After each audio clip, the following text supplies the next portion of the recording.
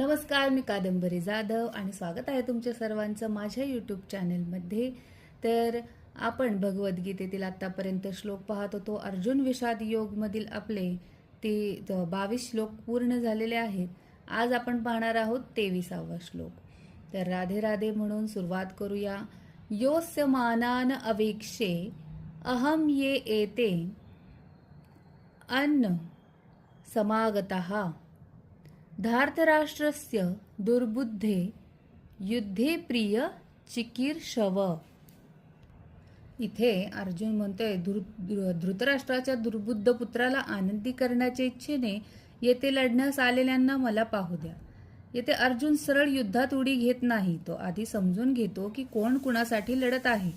दुर्योधनाचे लोक फक्त त्याच्या हट्टासाठी युद्धात उभे राहिले होते. अर्जुन इथे विवेक वापरतो. कोण बरोबर आणि कोण चुकीचे आहे हे तपासतो आहे.